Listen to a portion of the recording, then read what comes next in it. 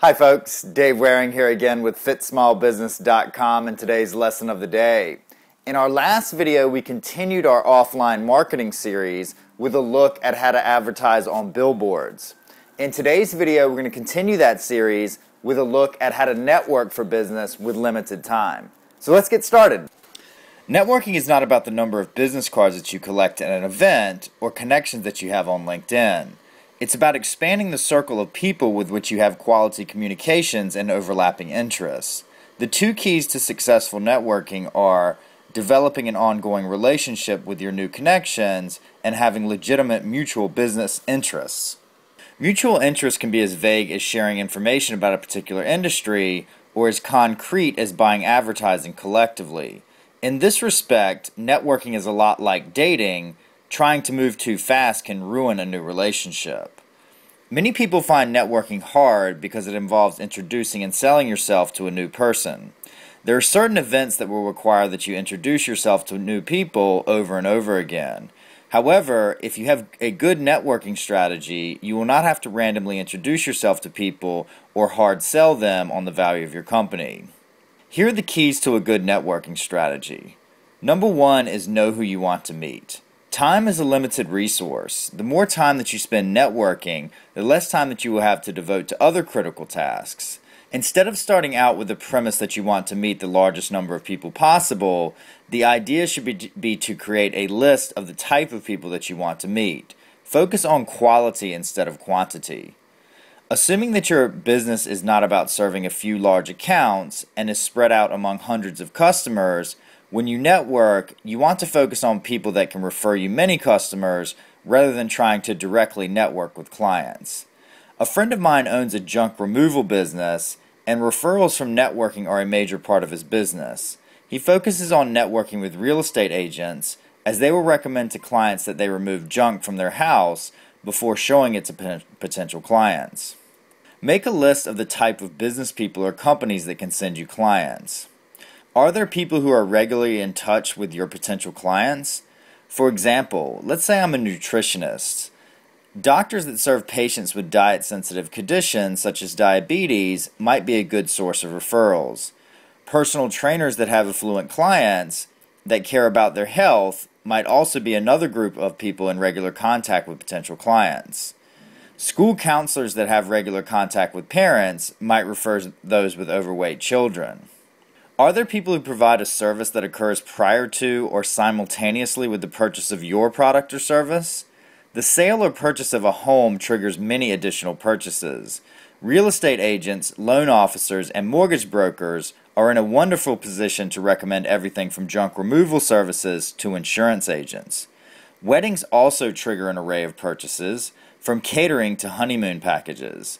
As an engagement ring is usually the first major expenditure, a jeweler might be in an excellent position to refer clients. Once you have a good idea about the type of people that you want to meet, you should start making a list of the names of people that fit that description in your area. If the list is less than 10 people, it's probably too small. If the list is more than 30, try to reduce its size. If there are too many names on the list, try and take off names of multiple people working for the same company or out of the same office. The best person to start networking with is an owner or a manager, as he or she can easily introduce you to other members of the organization. You can search Manta and LinkedIn to find people by profession and geography, or the names of people associated with specific business ventures. Number two is deciding to approach people publicly or privately. If you have a close mutual connection with the person you wish to network with, meet directly. Ask for an introduction and try to arrange a meeting or a phone call. Ideally, the first time that you talk with a new connection should be in person. When you meet face to face, you are likely to have the person's full attention, which makes establishing rapport easier. If you do not have a close mutual connection, try to find events that people on your list are likely to attend. Are the people members of any local groups like the local Chamber of Commerce, BNI, the Rotary Club, or PTA? Are there any industry events which the person is likely to attend? If you know the person is likely to be in an event, email them ahead of time and ask if you can have 10 minutes of their time during the event. While it's possible to approach someone cold and strike up a conversation, It's more relaxed and less pressure if the person has agreed to give you their ear for a few minutes ahead of time. The goal of the initial conversation should be fairly limited. First, try and establish a connection. Do you and the person have things in common? Examples would be friends, interests, or living, working in the same neighborhood. Number 2 is to let the person know what you do and that you're open to a referral relationship down the road. And lastly, ask a couple questions about their business. Many business people love talking about their business. The more you know about their business, the easier it will be to make proposals which they will be open to accepting. Following up on the initial approach. Meeting a person is the starting point for establishing a relationship. After meeting once, it's unlikely that a business person will start referring clients to you. They will not want to put their reputation on the line by referring their clients to a person they don't know very well. After meeting a person for the first time, it's very important to send a brief follow-up within a day or two. Essentially, you want the person to remember who you are. The follow-up could be a 2 or 3 sentence email or sending a LinkedIn invitation. 1 or 2 weeks later, you should reach out with a real attempt to start communications. You can follow up by sending them a link to an article relevant to their business or ask their advice in an area where they are likely to have expertise. Here's how to get referral business. First is passive referrals. Many businesses allow other businesses to put up flyers or leave brochures in their offices or stores. Some businesses are very willing to allow you to promote your business, and others are much more selective. Leaving a flyer for your dog grooming business might have limited impact if left in a coffee shop, but might be very effective in a pet shop. If you have a relationship with a pet shop owner or manager, they may allow you to leave brochures at the checkout. Next is active referrals. An active referral is where a fellow business person is actively telling clients to use your product or service.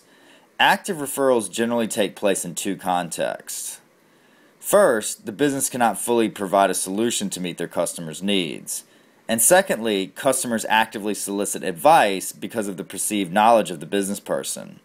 There are 2 keys to active referrals. Number 1 is connecting with the person actually talking with the client. If the business owner or manager is not directly facing and speaking with clients, it is important to establish a relationship with the person in the client-facing role. Number 2 is giving the person making a referral a tangible reason to make the referral. Depending on the person, that reason can range from keeping the person in the loop about the client's activity to giving their clients a special discount or offer. Further in this video, we will discuss providing incentive for referrals. Lead sharing and co-marketing. The types of referrals mentioned earlier can all be done without a formal business arrangement in place. They also don't necessarily involve the transfer of client information from one business to another, so the relationships don't raise any client privacy issues. However, these methods may be slow in generating new business, and you might want to take a more aggressive approach.